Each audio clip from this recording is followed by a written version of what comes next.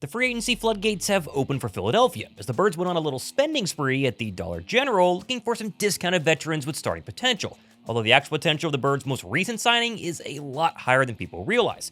Plus, why the latest report tying Trey Hendrickson back to Philadelphia, it's gotta be made up, and why Howie's plan doesn't officially start until next month. I'm Thomas Mott, this is the Thomas Mott Show.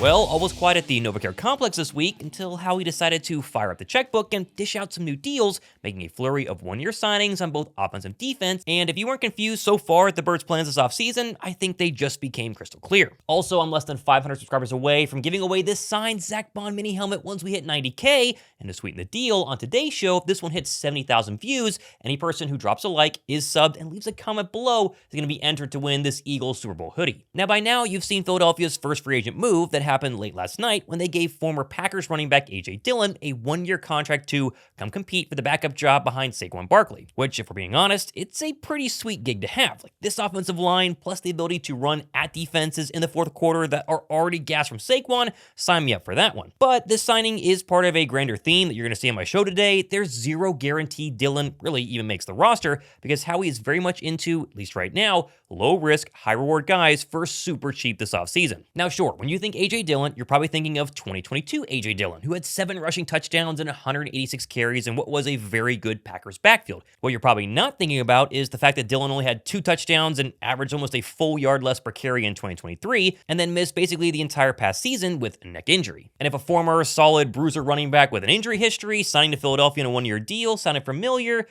you might be remembering Rashad Penny. Penny was signed just 2 offseasons ago, and they billed him as this impressive second punch to Kenny Gainwell and DeAndre Swift that just needed to stay healthy to be good. Well, technically, Penny did stay healthy, but he never really saw the field, and when he actually did, it was clear his legs were never there. The good news for Dillon, though, is that his injury history involves very few lower body issues, basically none, and so the hope here is as long as his neck stays, I guess, fine, then the legs are going to be okay, and you could technically go back to 2022 AJ Dillon. And man, if he can get back to that form, Philadelphia's backfield just got a whole lot better, especially in short yardage situations. Not that they needed it, but Dillon is 6th in the NFL in short yardage success rate since 2020. Oh, and he also squats over 600 pounds, has massive quads like Saquon Barkley, meaning the brotherly shove is now going to be good from like 4th and 5. Of course, I will continue to argue that Will Shipley is going to have a very real chance to win the number 2 job during training camp, and I think the Birds are still going to draft a running back on day 3 of next month's draft, but Dillon, as I've said before, very cheap, low risk, high reward, and it's right up Howie Roseman's alley this offseason.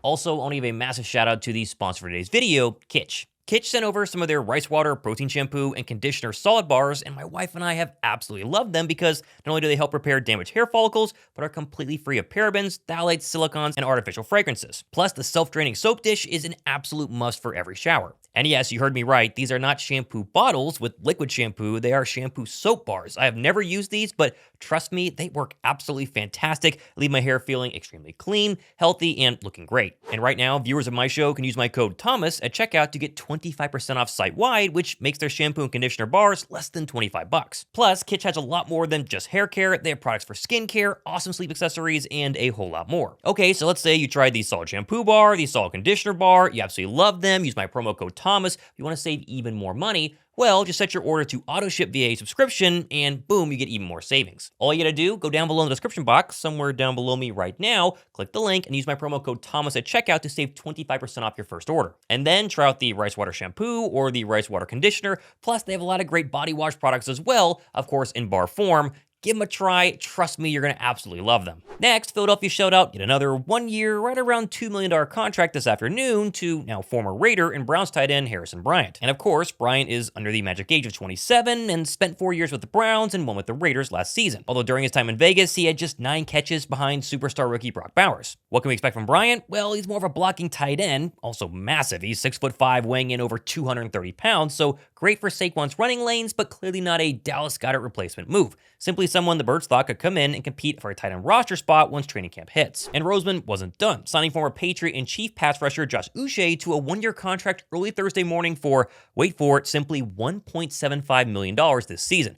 Dang, that's cheap. And what do you know? Uche is another one of these remember how good he was in 2022 sort of signings, as his 11.5 sack 2022 season was thought to be a springboard to a massive extension in New England before he fell off a cliff in 2023, suffered foot, ankle issues, and was then shipped off to Kansas City at last year's trade deadline and virtually never saw the field. And Chiefs fans will tell you, he was healthy. Like, there was no reason he shouldn't be on the football field other than the fact that they had other guys ahead of him they thought at least gave him a better chance at rushing the quarterback and getting sacks, and so you start to kind of wonder, what do the Eagles actually have on Uche? In my opinion, much like with Dillon, if Uche reverts back to the 2022 version of himself, the Birds are getting an extremely fast, bendy edge who is right in the mold of Nolan Smith and Jalen Hunt and could be the steal of a lifetime. But if they don't, then they're probably getting Bryce Huff 2.0. A one-hit wonder edge rusher who hardly plays against the run and is going to struggle to go ahead and even make this team. What I do hope happens, though, is that Bryce Huff sees this signing and goes, man, I'm making $17 million more a year than Josh Uche. I have got to step up my game, and he gets pushed and turns into a starter or rotational level edge rusher. But let me just be clear, I don't hate any of these moves at all. Like, both players are costing probably less than $2 million this season and are young and have a lot of upside. I just don't want to come on here and lie to you and pretend like we just signed the next LeGarrette Blount and he's going to be the next Vinny Curry. Sure, these are exciting moves, but don't put all your eggs into one basket just yet. Just like how I'm putting 0 eggs into the brand new Cam Marino tweet from yesterday where he stated, quote, the Eagles are keeping an eye on the Bengals situation with all-pro edge rusher Trey Hendrickson per source, which would have gotten me very excited if this was like 2 weeks ago when all the buzz around free agency was Philadelphia's going to spend big. That never turned out to be true. Now you pair that tweet with Diana Rossini's tweet from this morning saying teams are willing to pay Trey Hendrickson the contract he desires, but have found Cincinnati's current asking price to be, quote, ridiculous, as one GM told me. The Bengals can adjust as the offseason progresses, but right now teams aren't willing to meet their terms. And to me, that screams Hendrickson is either going to eventually re-sign with the Cincinnati Bengals or be traded maybe on draft night, but either way, I don't think the Eagles are going to make a move for him.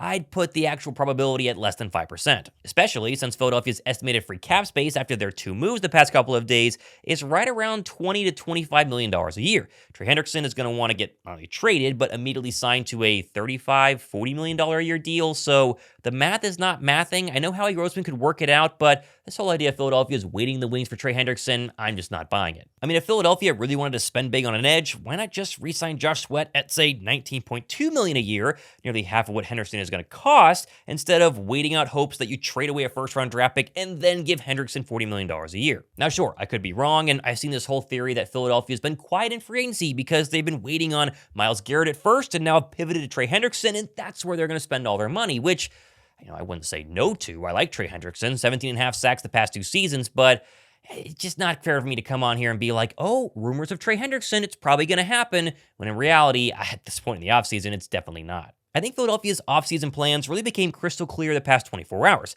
Let your in-house guys walk for overpriced contracts and then take some cheap swings at injured former starters and then, of course, load up on draft picks, which, by the way, Philadelphia is scheduled now to have 20 picks in the next 2 drafts. 11 of those are in the first 4 rounds. With Philadelphia's 3-year track record of absolutely nailing the first and second round and even some later round picks as well, right now it looks like Howie Roseman is comfortable with his current roster and hopes he hits on 5 of the next 20 draft picks to actually become starters, and if he does, boy, sky's the limit for the next couple of years. Now, keeping you up to date with the overnight Eagle news, the Darius Slay to Pittsburgh contract became official, as I told you it would, being a 1-year, $10 million fully guaranteed deal. Not a surprise, we knew it was coming. He's gone, staying in the state, though. Also, we found out that Philadelphia did not tender Britton Covey, meaning he is now officially an unrestricted free agent, although, as pointed out by Philly Central's tweet here, the Birds have a history of doing this and then bringing these type of guys back at a much cheaper price, so anything's possible. Keep an eye on Covey coming back to Philadelphia. Now, we did get to hear from 2 of the Birds' recent trade acquisitions during DTR's and Kenyon Green's press conferences on Thursday. It's safe to say the latter sounds pretty darn pumped to start learning under Jeff Stoutland University. I had a top 30 here, so I met him before. Man, just great conversation, a great man. I know that he loves his players, he loves the coach, and I'm gonna give him everything I have. I'm just here, to be my best. Likewise, Dorian Thompson-Robinson raved about Jalen Hurts, the Philadelphia Eagles, and his draft visit all those years ago, and sounds pretty darn eager to join the Birds' young quarterback room in 2025. I'll jump right into the quarterback room.